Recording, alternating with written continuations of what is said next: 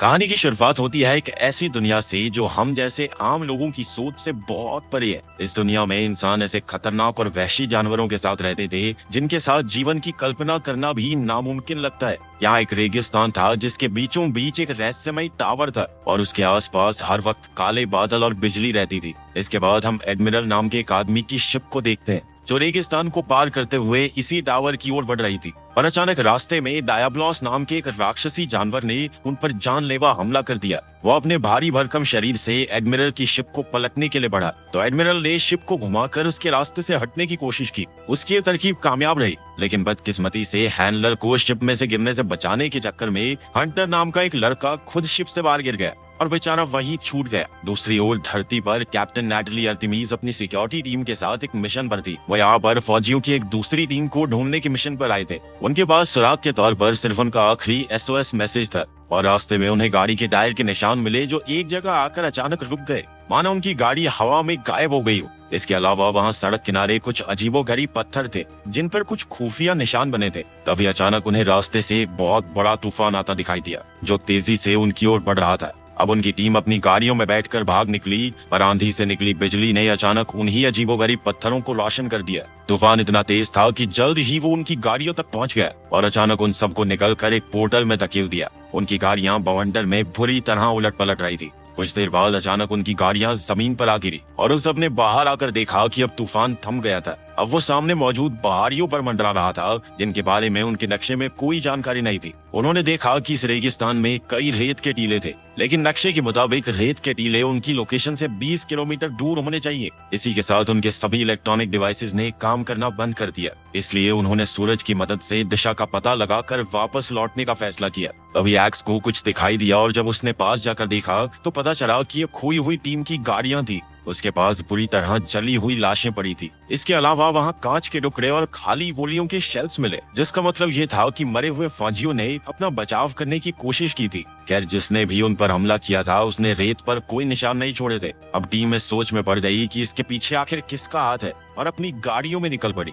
मगर वो ये नहीं जानते थे कि हंटर अपनी दूरबीन से उन पर नजर रखे हुए था। इसके बाद वो सब एक बार फिर रुक गए क्योंकि ये नजारा उन्होंने पहले कभी नहीं देखा था। उनके सामने एक बहुत बड़े जानवर का कंकाल था जो किसी डायनासोर से भी कई गुना बड़ा था। इसी दौरान पीछे से हंटर ने उन पर एक तीर चला दिया तो फौजियों ने उसकी दिशा में जबरदस्त गोलीबारी शुरू कर दी। तभी कैप्टन आर्टेमिस ने तीर पकड़ा और सबको रुकने को कहा क्योंकि तीर सिर्फ चौक का बना हुआ था, यानी कोई उन्हें सिग्नल दे रहा था कि यहाँ पर खतरा है। उसी पल अचानक डायाब्लॉस रेत से बाहर आ गया तो वो सब फिर से गाड़ियों में भाग निकले। उन्होंने हर एक हथियार से हमला करके देखा मगर डायाब्लॉस पर कोई असर नहीं हो रहा था। आखिरकार उसने गाड़ी को टक्कर मारी और वो कई बार पलट कर गिर गई, जिससे एक्स की मौके पर ही मौत हो गई। दूसरी ओर स्टीलर नाम का एक फौजी डायाब्लॉस का शिकार बनने से पहले भागकर दूसरी गाड़ी में चढ़ गया, लेकिन जल्द ही डायाब्लॉस ने इस गाड़ी को भी बेरहमी से पलट दिया और फिर स्टीलर को अपने दांत में फंसाकर उड़ा दिया। मरने से पहले स्टीलर ने उस राक्षस पर कई ग्रेनेड्स फेंककर हमला किया, जिससे उस खतरनाक जानवर को ज्यादा नुकसान नहीं पहुंचा,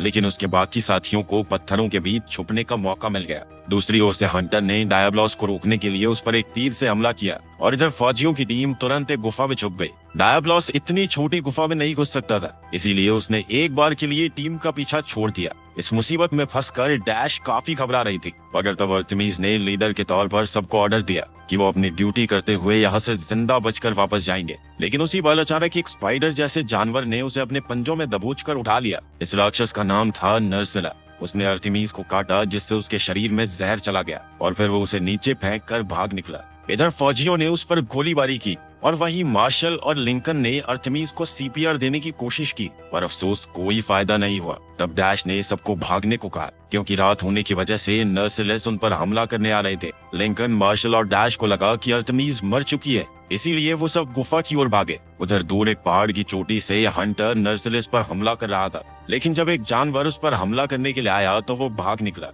वहीं दूसरी ओर डैश भागते हुए नीचे गिर गई, जिससे उसके साथी भी रुक गए। इसी मौके का फायदा उठाकर एक जानवर ने मार्शल को दबोच कर उठा लिया। उधर अचानक आर्टेमिस को होश आ गया और उसे अपने साथियों के चीखने चिल्लाने की आवाजें सुनाई दी, लेकिन तभी एक नर्सला ने फिर से उस पर हमला करके उसे बेहोश कर दिया। इसके बाद जब उसकी आंख खुली तो वो एक नर्सला की घोंसले में एक ककून में कैद थी। वो जैसे तैसे ककून से बाहर निकली तो उसने देखा कि वहाँ हड्डियों का ढेर था और साथ ही मार्शल और डैश के शरीर भी ककून्स में बंद थे। अर्थमिस ने दर्द से जूझते हुए मार्शल का गिरा हुआ बैग उठाया, जिसमें उसे एक टॉर्च, एक ऑक्सीजन कैन और बंदूक की कुछ गोलियां मिली। अब वो टॉर्च चलाकर स्पाइडर के जालों भरे रास्ते से आगे बढ़ी। उसने लिंकन को आजाद किया और कहा कि उसकी छाती में काफी तेज दर्द हो रहा है। अब अर्थमिस लिंकन को कंधा देकर बाहर की ओर लेकर गई, लेकिन अचानक उसकी टॉर्च बंद पड़ गई। उसी पल एक नर्सला उनके सामने आ गया तो अर्थमिस ने आग से मशाल जलाकर उसे दूर हटाने की कोशिश की, पर इसी दौरान लिंकन के शरीर का दर्द बढ़ गया तो उसने अपनी शर्ट फाड़कर देखा कि उसके जख्म पर अंडे पनप रहे थे।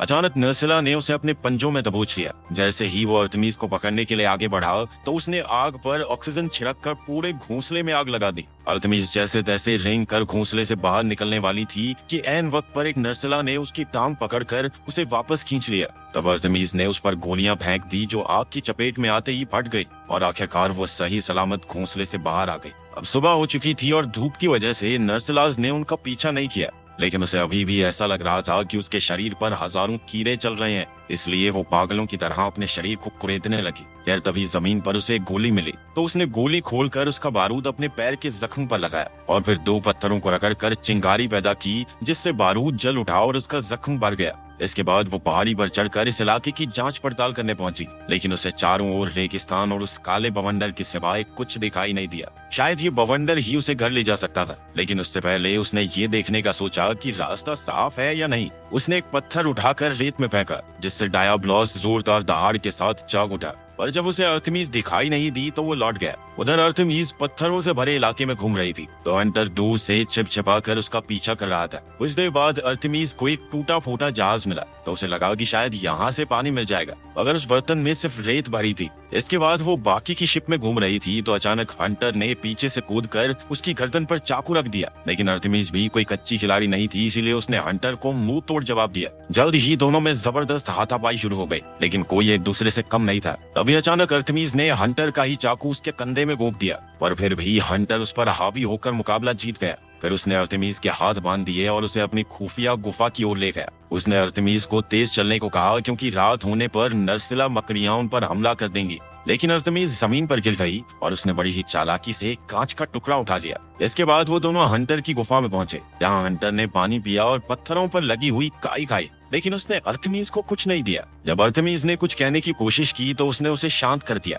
क्योंकि बाहर नर्सिलाज उन पर घात लगाए बैठे थे। यार बाद में हंटर ने जड़ी बूटियों से एक खास मरहम बनाकर अपने कंधे के जख्म पर लगाई, फिर उसने 2 छोटी छोटी मूर्तियों की पूजा की। इसके बाद अर्थमिस सोने का नाटक करने लगी, मगर असल में वो अपने हाथों की रस्सियों को कांच के उस टुकड़े से काट रही थी। फिर अगली सुबह हंटर बाहर के हालात देखने गया, और जब वो वापस आया तो उसने देखा कि अर्थमिस तो वहाँ है ही नहीं। उसी समय अर्थमिस ने पीछे से उस पर हमला करके उसे बांध दिया। फिर वो हंटर के बाउल से पानी पीने लगी तो हंटर ने अपने पैर से बाउल गिरा दिया ताकि वो पानी ना पी सके। वो दोनों एक दूसरे की भाषा तो समझते नहीं थे, तो गालियां देने का कोई फायदा था नहीं, इसीलिए अर्थमिस ने गुस्से में उसकी मूर्तियां तोड़ डाली। ये देखकर हंटर आग बबूला हो उठा और अर्थमिस पर हमला करने के लिए कूद पड़ा। दोनों में जबरदस्त लड़ाई शुरू हो गई और वो लड़ते लड़ते गुफा से बाहर आ गए। अचानक हंटर लुढ़कते हुए नर्सिला की घोंसले में जा गिरा, पर ऐन वक्त पर अर्थमिस ने उसे हाथ थमाकर उसकी जान बचाई। उसने हंटर को ऊपर खींचा और उसकी रस्सियां काट दी ताकि उसे समझ आए कि अर्थमिस उसकी दुश्मन नहीं है। फिर उसने हंटर को चॉकलेट का एक टुकड़ा दिया, जिसे खाकर हंटर को बहुत अच्छा लगा।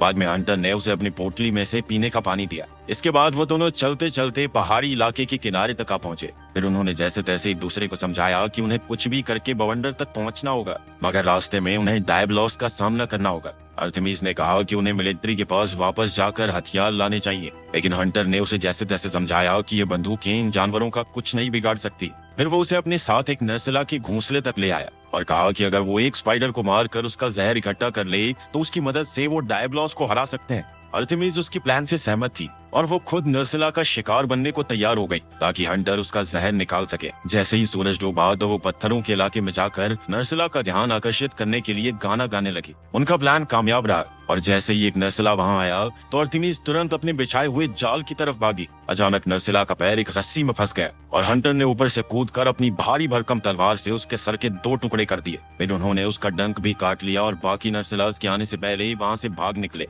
फिर वो दोनों अपनी गुफा में गए, जहाँ हंटर ने अर्थमिस अर्तेमिस को बताया कि वो मूर्तियां जो उसने तोड़ दी वो उसके मर चुके माँ बाप की थी। अगले दिन उन्होंने अपने प्लान को अंजाम देना शुरू किया। उन्होंने नर्सिला का डंक एक तीर के आगे बांध दिया और फिर टूटी हुई शिप में एक जाल बिछाया। हंटर ने अर्तेमिस को कुछ हथियार दिए जिनमें से एक ताकतवर हुक था और साथ ही 2 ऐसे ब्लेड्स थे जिनको एक साथ रगड़ने पर आग निकलती थी। तो सबसे पहले उन्होंने एक लकड़ी का बर्तन सीधा रेगिस्तान में फेंक दिया, जिसके बाद डायबलॉस गुस्से में अपनी नींद से जाग उठा। अर्तेमिस और हंटर अपने हथियार लेकर भाग निकले और डायबलॉस तेजी से उनका पीछा करने लगा, पर अचानक डायबलॉस रेत के अंदर छुप गया, जिससे वो दोनों वहीं रुक गए। अब अर्तेमिस ने खुद को डायबलॉस के सामने शिकार की तरह पेश करने का फैसला किया, जबकि हंटर अपने हथियार लेने दौड़ा, मगर दौड़ते हुए उसके माँ बाप की मूर्तियां नीचे गिर गई। जैसे ही हंटर उन्हें उठाने के लिए रुका तो डायबलॉस ने अचानक रेत से निकलकर उस पर हमला कर दिया। तब हंटर ने बिना समय गवाए जहर वाला तीर चलाया जो सीधा उसकी आंख में जा लगा। इससे डायबलॉस को इतना गुस्सा आया कि वो हंटर को खत्म करने के लिए दौड़ा, लेकिन अर्तेमिस ने पीछे से उस पर अपनी मशीन गन से वार करके उसका ध्यान भटकाया। अब डायबलॉस को जहर के कारण सब कुछ धुंधला दिख रहा था, पर फिर भी गोलियां उसका कुछ नहीं बिगाड़ पाई। उसने दौड़कर अर्तेमिस की गाड़ी को उड़ाकर दूर फेंक दिया। जैसे तैसे अर्तेमिस गाड़ी से बाहर निकली, जिसके बाद डायबलॉस फिर उसके पीछे पड़ गया। इसी मौके का फायदा उठाकर हंटर उसके सर पर कूद गया और उसके बीचों बीच अपनी तलवार घोंप दी। बदकिस्मती से वो इतनी अंदर तक नहीं गई और डायबलॉस ने अपना सर झटक कर उसे दूर खड़ी गाड़ी पर फेंक दिया। खैर अब भी अर्तेमिस ने हिम्मत नहीं हारी। उसने अपना हुक डायबलॉस के सर में अटका दिया और रस्सी के साथ उड़कर सीधा उसके सर पर जा पहुंची। फिर उसने और जोर से तलवारों को अंदर धकेला और आखिरकार डायबलॉस की मौत हो गई। इधर हंटर अब भी बेहोश था, इसलिए अर्तेमिस ने आसपास की गाड़ियों से सारा जरूरत का सामान इकट्ठा किया और फिर डायबलॉस की त्वचा का एक हिस्सा काट कर हंटर को उस पर लेटाया और उसे अपने कंधों पर खींच कर आगे बढ़ी। कुछ घंटे चलने के बाद आंधी तेज हो गई तो अर्तेमिस ने जुगाड़ लगाकर अपने सामान से एक टेंट लगाया और फिर इमरजेंसी आर्मी किट की मदद से हंटर के दिल की धड़कनें चालू रखी। कुछ समय बाद आंधी रुकी तो वो दोनों रेत में पूरी तरह दबे हुए थे। अगर टेंट की वजह से दोनों की जान बच गई थी, इसीलिए वो सही सलामत बाहर आ गए। इसके बाद वो दोनों काफी देर तक चलते रहे और आखिरकार एक ओएसिस पर पहुंचे। इस इलाके में एप्सरोस नाम का एक बड़ा जानवर था और हंटर ने बताया कि ये जानवर शाकाहारी है, हमें कुछ नहीं कहेगा। फिर जब अर्तेमिस पानी पीने आगे बढ़ी तो अचानक सेफलस नाम के एक मॉन्स्टर ने उस पर हमला कर दिया। उसी पल हंटर ने अपनी तलवार के तेज तर्रार वार से उसके 2 टुकड़े कर दिए और बाद में वो दोनों उसी को पकाकर खाने लगे। खाना खाने के बाद जल्द ही रात हो गई और तभी अचानक ओएसिस में आग लग गई, जिसे देखकर वो काफी घबरा गए। असल में एक और अजीब से जानवर ने वहाँ हमला कर दिया था और ये आज तक के मॉन्स्टर्स में से सबसे बड़ा और भयानक था। इसका नाम था रैथलॉस और ये किसी ड्रैगन की तरह अपने मुंह से आग उगलता था। अचानक डरे हुए एप्रिकॉस का झुंड रैथलॉस से बचकर भागता हुआ वहाँ पहुंचा। हंटर तो उनसे बचकर छुप गया, मगर अर्तेमिस का पैर मुड़ गया और वो जमीन पर ही गिर गई। उसे लगा कि वह एप्रिकॉस के नीचे दबकर ही मर जाएगी, मगर तभी अचानक एक आदमी उसके सामने आया। इस आदमी का नाम था एडमिरल, जिसे हमने कहानी की शुरुआत में देखा था। उसने अपनी आग उगलने वाली तलवार की मदद से एप्रिकॉस को अर्तेमिस के पास आने से रोका। तभी अर्तेमिस ने भी एडमिरल की तरह खड़े होकर अपने ब्लेड से आग निकाली। उधर हंटर भागते हुए एक पहाड़ी की चोटी तक आ गया। तभी वो पीछे से आ रहे एप्रिकॉस के झुंड के साथ नीचे गिरने ही वाला था कि ऐन वक्त पर हैंडलर ने रस्सी पर आकर उसे गिरने से बचा लिया। सारे एप्रिकॉस के जाने के बाद अर्तेमिस ने एडमिरल का शुक्रिया अदा किया तो एडमिरल ने इंग्लिश में जवाब दिया, जिसे सुनकर अर्तेमिस हैरान हो गई। जिसके बाद एडमिरल ने उसे एक ही मुक्के में बेहोश कर दिया। बाद में जब उसकी आंख खुली तो वो एक शिप में एक पिंजरे के अंदर कैद थी और एडमिरल के साथी उसे देख रहे थे। इधर हंटर उसे कैद में देखकर काफी दुखी था, पर इस वक्त वो कुछ नहीं कर सकता था। हंटर के जाने के बाद अर्तेमिस ने देखा कि उसके पैरों के नीचे एक ताला था, इसलिए उसने एक बेंच की मदद से ताला तोड़कर दरवाजा खोल लिया और सीधा किचन में जा पहुंची। जैसे ही उसने एक चाकू चुराने की कोशिश की तो अचानक एडमिरल की बिल्ली जैसी दिखने वाली शेफ पलीसो को देखकर वो डर गई। उसने अर्तेमिस को कुछ भी उठाने नहीं दिया। तभी हंटर ने वहां आकर उसे खुशखबरी दी कि अब वो आजाद है। फिर हंटर अर्तेमिस को एडमिरल के पास ले गया, जिसने अर्तेमिस की हथकड़ियां खोली और उससे अपनी गलतफहमी के लिए माफी मांगी। असल में एडमिरल धरती के लोगों से पहले भी मिल चुका था और वो जानता था कि उन्होंने अपने प्लेनेट का क्या हाल किया है। वहीं से उसने इंसानों की भाषा भी सीखी थी। खैर फिर उसने अर्तेमिस को समझाया कि अभी वो एक दूसरी दुनिया में पहुंच चुके हैं और इस सब की वजह है वो स्काई टावर, जो काले बवंडर से घिरे पहाड़ की चोटी पर मौजूद है। इसे जरूर किसी पुरानी सभ्यता ने बनाया होगा, जो आज के मुकाबले काफी ज्यादा आधुनिक रही होगी। उस सभ्यता के लोग एक दुनिया से दूसरी में जाया करते थे और शायद अब किसी वजह से खुद ही खत्म हो गए। एडमिरल को शक था कि धरती का जरूर इससे कुछ लेना देना है। अब उनका मिशन था इस टावर तक पहुंचना, लेकिन रास्ते में रैथलॉस उनके लिए खतरनाक अड़चन बनकर खड़ा है। एडमिरल ने कहा कि अगर अर्तेमिस रैथलॉस को हराने में उनकी मदद करेगी तो बदले में वो उसे घर पहुंचाने की पूरी कोशिश करेंगे। यह सुनकर अर्थमीज उनका साथ देने को राजी हो गई। फिर अगली सुबह पूरी टीम पहाड़ी के लिए निकल पड़ी और कई घंटों की मुश्किल चढ़ाई के बाद आखिरकार वो टावर तक पहुंच गए। स्काई टावर लावा पर खड़ा था और एडमिरल को लगा कि इसी से शायद उसे शक्ति मिलती होगी। खैर, जैसे ही वो टावर की ओर बढ़े तो रास्ते में उन्हें कांच के टुकड़े मिले, जिसका मतलब ये था कि रेथलॉस उनके करीब है। तब एडमिरल ने सबको बताया कि अपने मुंह से आग उगलने से ठीक पहले रेथलॉस की ताकत सबसे कम होती है, क्योंकि उसके शरीर की पूरी जान आग को बनाने में लग जाती है। अब पूरी टीम अलग अलग हिस्सों में बंटकर रेथलॉस का सामना करने को तैयार हो गई। अचानक रेथलॉस ने आग उगलकर उनके कुछ सिपाहियों को भस्म कर दिया और फिर टावर के रास्ते के बीचों बीच खड़ा हो गया। अब एडमिरल उस पर हमला करने के लिए आगे बढ़ा तो अर्थमीज और हंटर अपने हथियारों के साथ उसके पीछे आए। उनके बाकी साथियों ने भी उनकी मदद करने की कोशिश की, मगर रेथलॉस ने सबको उठाकर दूर फेंक दिया। उसी पल अचानक टावर के आसपास मौजूद खास निशान रोशन हो गए। अब उन तीनों ने मिलकर रेथलॉस पर कई हमले किए, लेकिन ये भी रेथलॉस को हराने के लिए काफी नहीं थे। रेथलॉस आग उगलते हुए अर्थमीज के पीछे दौड़ा तो वो अपनी जान बचाने के चक्कर में पहाड़ी से नीचे कूद गई। उसी पल अचानक वो किसी पोर्टल के जरिए वापस धरती पर पहुंच गई और जब उसकी आंख खुली तो एक आर्मी रेस्क्यू ग्रुप उसे बचाने आ गया था।